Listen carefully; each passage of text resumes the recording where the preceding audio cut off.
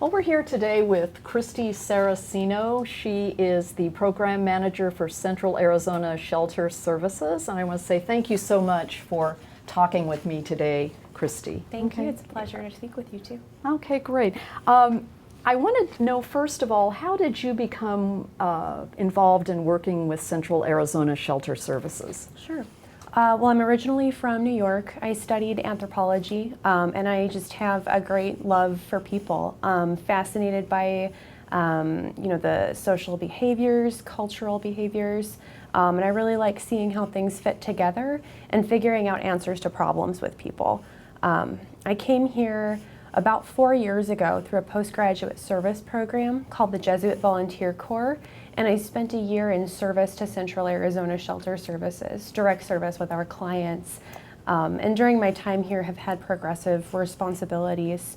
I'm very interested in working in homelessness and housing services because I think everything really comes together there. You know, you see a coalescence of mental health needs, physical health needs, substance use. You see families, you see individuals, really diverse populations as well. So the program that I was engaged with, the program that brought me to Central Arizona Shelter Services, was very strongly engaged in social justice and solidarity work. And I learned that I really want to live and work in the service of others. So I'm currently working on my degree right now, my Master's of Social Work at ASU, in the hopes to bring my learnings back to Cass. And continue engaging in advocacy work and getting people housed. Okay, great. This is quite a story. I could see where your love of working with people would cause you to come here and get involved with the work here. You can answer another question for me. In fact, quite a few questions for me. Sure. I assume that homelessness has always existed in the United States to some degree. But I'm wondering if it's the case that the way we handle homelessness now, at this point in our country's history, is different than the way homeless persons were responded to maybe decades ago, a century ago, and so on. Maybe there were fewer homeless people around 100 years ago or so. But I guess what I'm wondering is, how did it reach, in your view, the magnitude that we've come to call it a social problem? You know, how did it come to be a problem that so many of us now believe needs to be addressed? Yeah, I think it's been through a lot of different waves and phases, and I think homelessness as we know it today, as we know it as a social problem, really came to be in the 1980s. A lot of movement for housing programs and shelter programs at that time. Considerations for the baby boomer generation, aging populations, and a lack of resources to support that generation as well. So I've noticed in our community and in other communities across the country a really big shift in focus to high users of emergency services, such as homeless shelters or police involvement, justice involvement with the jails or prison systems, use of hospitals and services such as those. So I think in creating safety and establishing stability for people who are experiencing homelessness, it allows them to be more successful in accomplishing their goals when they know where they're going to sleep at night. Yeah, absolutely. Yeah, and when service providers can check on them. So that's really the national and our local focus as well, working with people who have been long-term homeless or who may be chronically homeless, and supporting that need. And I do believe that interdisciplinary work also helps lead to solutions. So psychology, sociology, anthropology, justice studies, science, chemistry, biology, it all just enriches our understanding of what's going on in people's lives and the resources that we can offer them around that. Okay, well, Christie, tell us about Central Arizona Shelter Services specifically. What type of programs and services do you offer to the local homeless population? Our primary focus is providing short-term emergency shelter. We operate a family shelter in North Phoenix. I primarily work out of the single adult shelter though, where we serve men and women ages 18 and above. Okay. So no kids? No kids at this shelter, but we have our right. family shelter. Right. And when I say 18 and above, it goes up, up, and up. We have clients who are in their 60s, 70s, and 80s currently. So we are really focused on some of our older adult population. We also have veteran services available, and we have a specific program for youth aged 18 to 24 who are very often first-time homeless.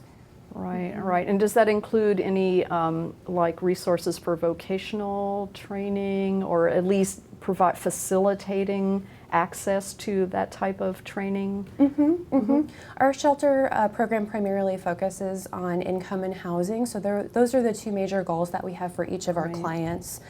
So for housing, it's permanent affordable housing or permanent supportive housing, which refers to supports that come along with it to make sure that someone is able to maintain their housing program. Right. And as far as income goes, we'll support our clients in applying for disability benefits if they're unable to work, either through our case managers or through an accelerated benefits process called SOAR.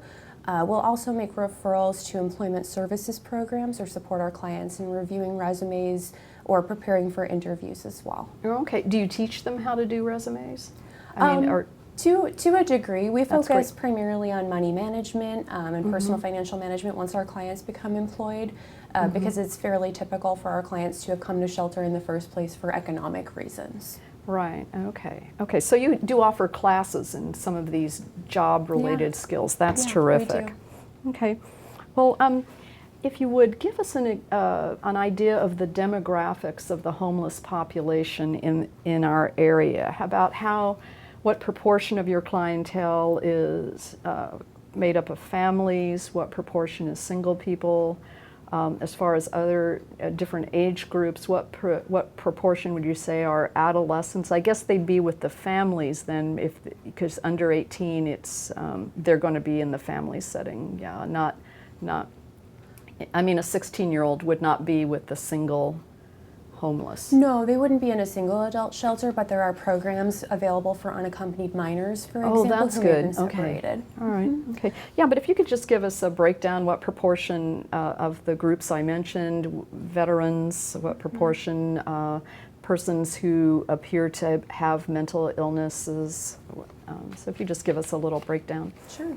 As far as the city of Phoenix, we recently did a point-in-time count. There's an annual count conducted every year, usually in January, and there were just over 1,000 single persons reported to be in shelter at that time, in addition to 500 persons in families in shelters. Okay. And then, if I remember correctly, just over 2,200 homeless persons using transitional and supportive housing options, both.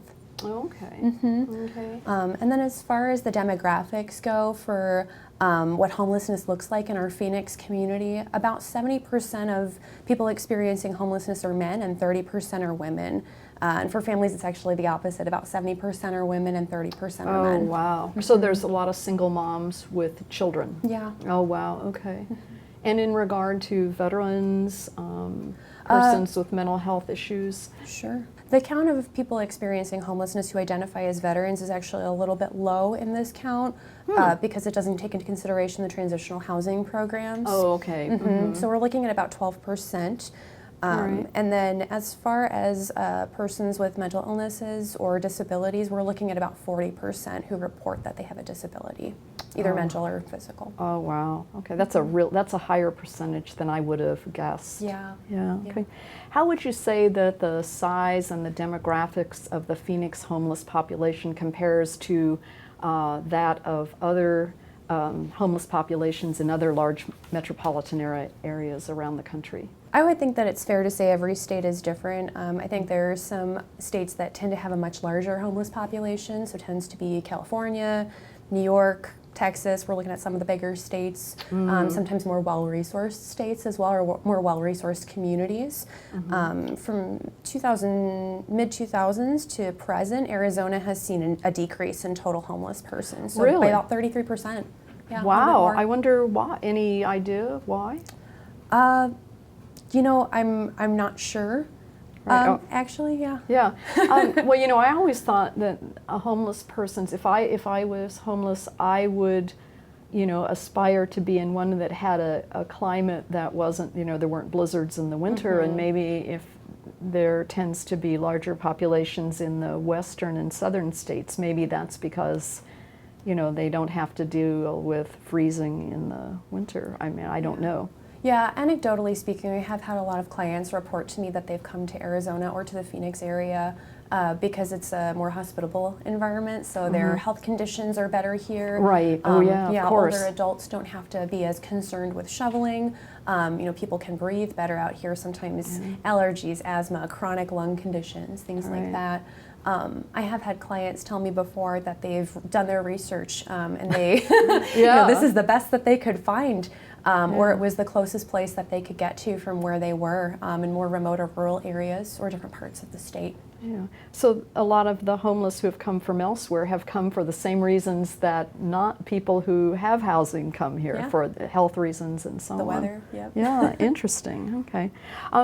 Well, maybe you could tell me, what are some of the sort of typical generic chains of events or typical scenarios that result in people being homeless? What kinds of events do individuals go through that tend to result in their suddenly finding themselves homeless? Or not so suddenly, maybe it's a gradual process, but. I tend to think of it as someone had a really bad day or a series of bad days and it led them to this situation. For the most part, about 1/3 of clients who use emergency shelter here at Cass have already tried other options. So they've gone to places not meant for habitation. That means that they're living in their car, they're living in an alleyway, someone's backyard, on the streets, on bus benches, parks, places like that. About 20% or so stay with family first. And sometimes that isn't always the best option either because there's conflict, intergenerational crowding, overcrowding in general. You know, relationships start to fall apart. Sometimes there's financial instability associated with it. So the circumstances that arise are usually a lack of social support. That makes sense. Yeah, whereas, you know, you or I would probably call everyone that we could think of to borrow money or to ask if we could stay on their couch. It's pretty typical for some of the folks that we work with that all of their bridges have been burned. And they've really exhausted their resources, so this becomes their only available option. And prior to them having tried these other options, does the condition of becoming homeless usually begin with a job loss, and then they miss apartment or mortgage payments, and then they lose their housing? I mean, is it usually an economic issue that starts the ball rolling? Yes, typically it is associated with economics. So between economic situations and loss of job, that accounts for about 25% of the reasons that people report they are homeless. So especially in our economy right now, people are working 1 or 2 or 3 or 4 or more part-time jobs trying to make their ends meet. Sometimes it's loss of income in the household due to an end of a relationship or the death of a partner, or changing finances in the household. Cost of living in certain areas is going up. People are being priced out of their neighborhoods. So we see a lot of those common areas. Unfortunately, yeah. What type of criteria, if any, must a homeless person or a homeless family meet in order to become a client of your program or to use your services? I'm really glad to say that we've worked significantly to reduce the barriers for clients to obtain shelter here at Cass. So really gone are the days of you know, a sobriety requirement or an employment or an income requirement. Or any kind of engagement in specific services.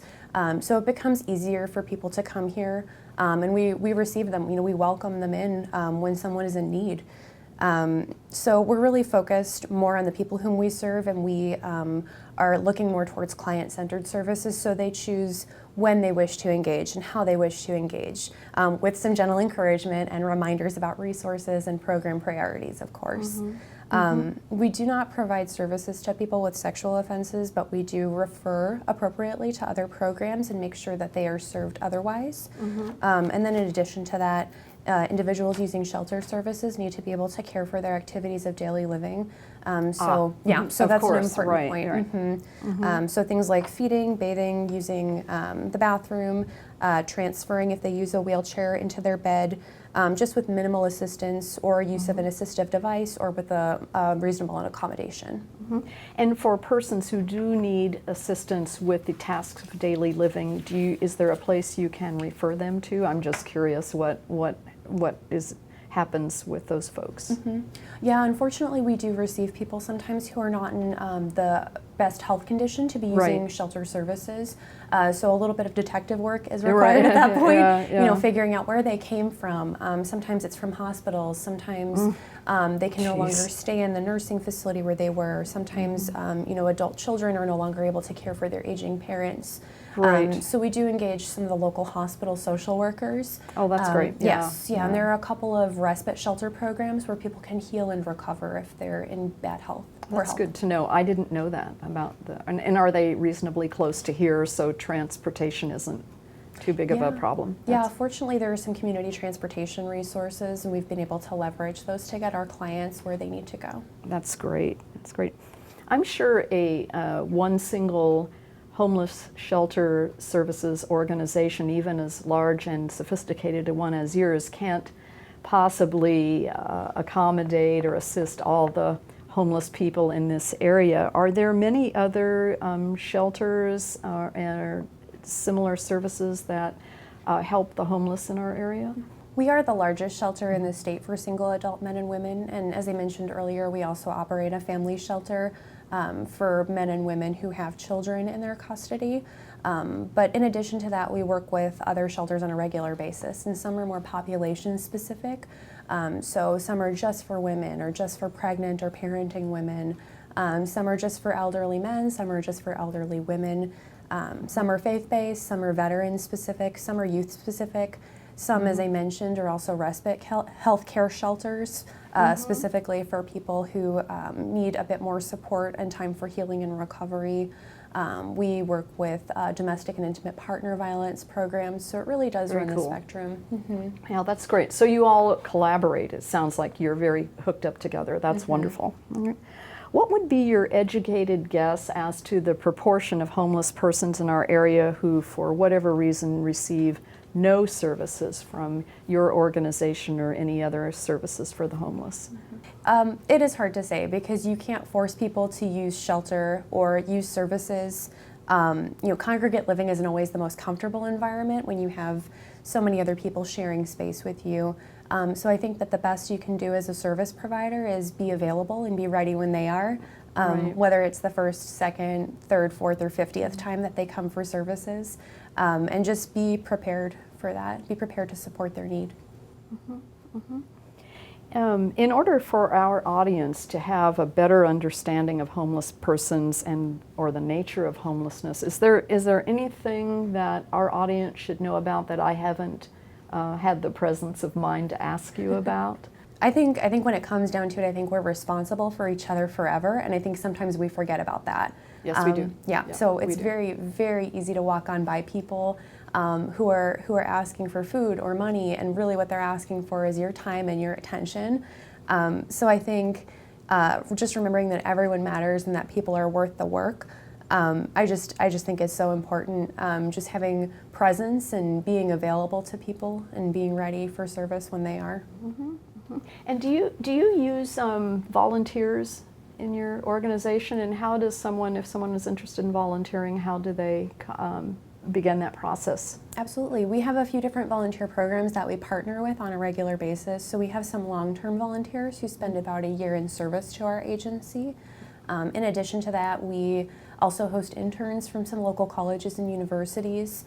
ASU? Yes, yeah, ASU. Okay. We love our ASU interns. I thought so, yeah. Yeah. We also host community volunteers who may have 2 or 3 hours of their time to give a day, a week, a month, whatever it may be. For someone who's interested in engaging in volunteer services with CAS, we have information posted on our website as to the opportunities and contact information as well. Okay, great. Well, Christie, thank you so much for giving us your time today. It's been a pleasure talking to you. Okay, thank you. You're welcome. Thank you.